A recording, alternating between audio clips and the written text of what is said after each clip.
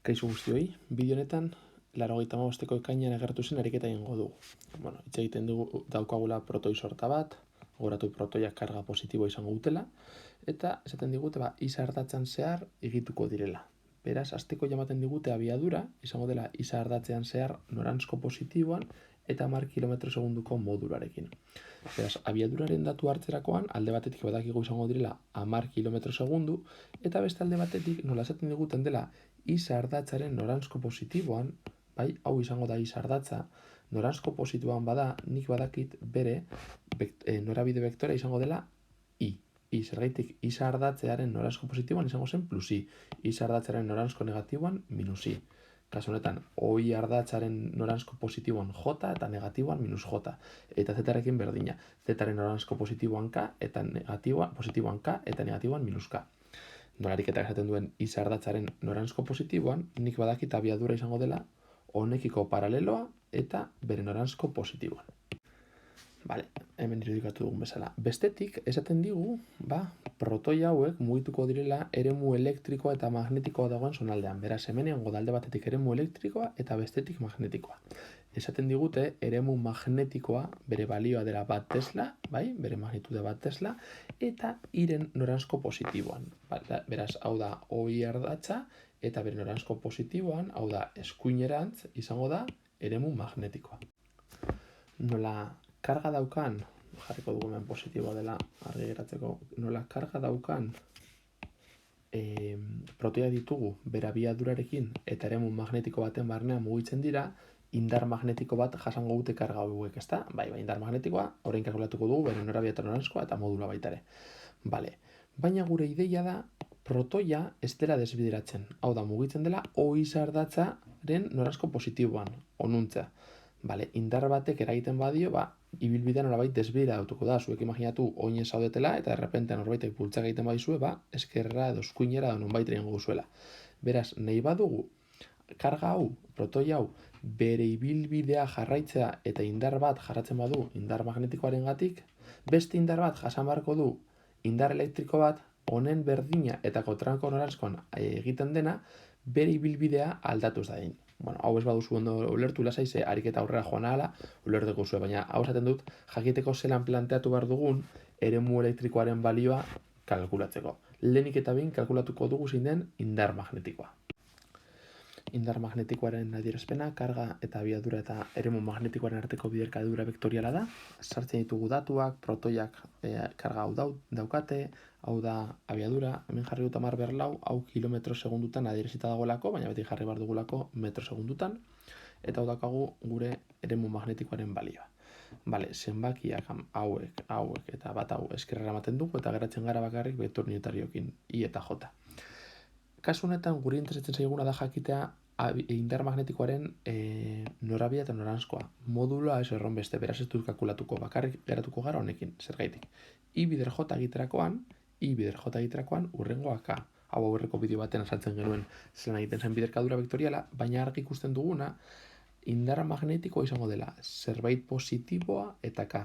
Beraz, izango da plus k, izango da bere norabide eta noranzkoa. Hemen daukagu i, j eta k. Plus k bada horrek esan nahi du indar magnetikoa gora egingo duela.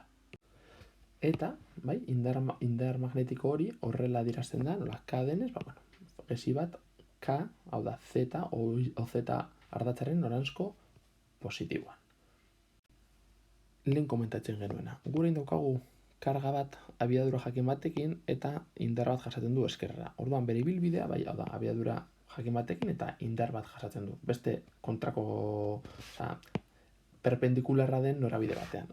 Orduan, hau egingo beharko zukeen gure partikulak, ezta? Baina gu nahi duguna da isa ardatzean zehar mugitzea. Hau da, gu nahi duguna da gure partikula aurrera jarraitzea desbideratu gabe.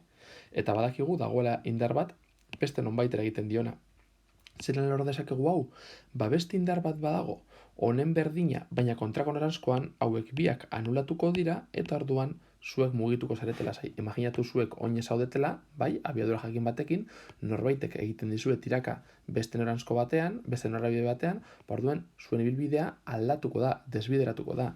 Zuek nahi baduzue zuen ibilbidea ez desbideratzea, baina badakizuen norbaitek tiraka egingo dizuela, beste kontrako noranzkoan beste norbaitek egin barko dizuet iraka, zuen ibilbidea aldatu ez dadin.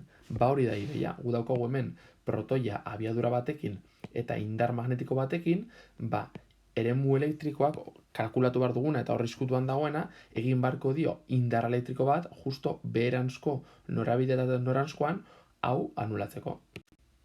Beraz, hau bezalako indar elektriko bat izango dugu. Baina, indar elektriko bat egoteko, alde batetik behar dugu karga, eta baita ere beharko dugu eremu elektrikoa. Baina hemen ez dago eremu elektrikorik. Hau da, nolakoa izan behar du eremu elektrikoa, karga positibo batek hau bezalako indarra jasan dezan. Argi izan behar duguna jakiteko eremu elektrikoaren norabide noranzkoa da hurrengoa.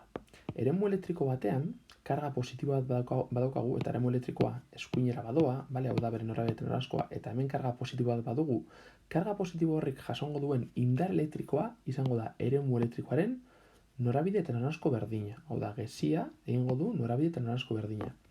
Aldiz, eremu elektrikoaz badugu aldatzen, baina hemen karga positiboa jarri beharrean karga negatiboa jartzen badugu, eremu indar elektrikoa izango da eremuaren norabide berdina, baina kontrako noranzkoa. Horrek esan nahi du, geziak eskuinera egiten badu, indar elektrikoak eskerrera egingo duela.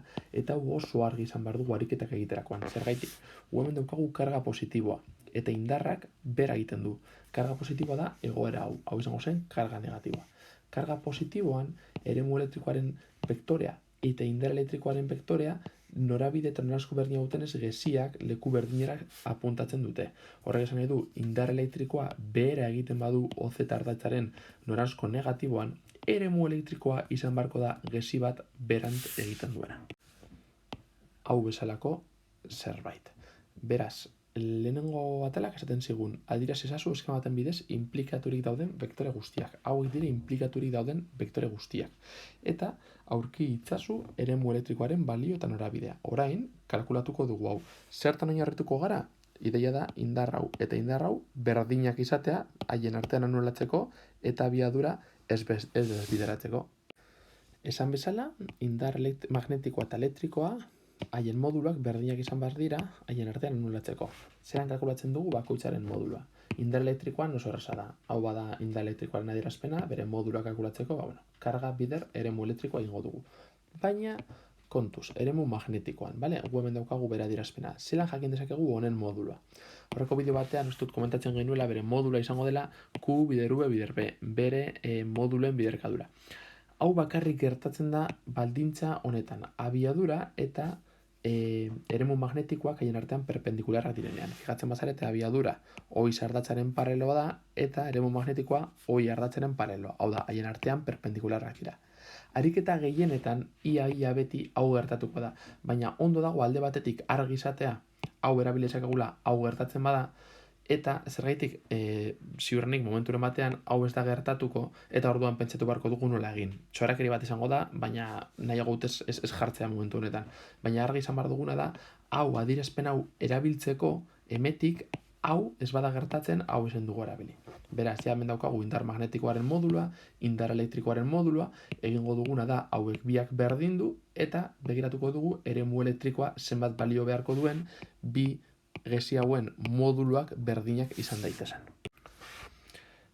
Jartzen ditugu adierazpenak, karga kanpora doaz, beraz eremu izango da abiadura bider eremu magnetikoa, sartzen ditugu balioa, goratu abiadura hemen kilometro segunduetan dagoela eta metro segunduetan egon behar dela, emaitza da 10/4, eremu elektrikoaren unitateak dira Newton satikulon, eta hau da eremu elektrikoaren modulua, baina aurretik ikusi dugu eremu elektrikoa OZ ardatzaren noranzko negatiboan egin bazuela, beraz minuska izango zen bere vektor unitarioa, biderkatzen dugu modulua vektor unitarioarekin, negatibo aurrera ematen dugu, eta da balioa, norabidea eta unitatea. Eta hori izango da, gure eremu elektrikoaren balioa.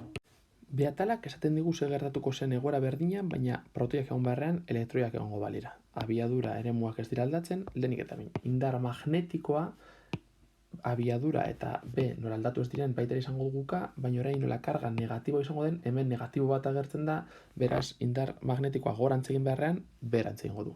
Eta lehen komentatu dugun bezala, indar elektrikoa eta eremu elektrikoa noranzko berdina daukate, hau positiboa denean, baina negatiboa denean kontrako, beraz honek bera egiten badu, indar elektrikoa gorantz egingo du.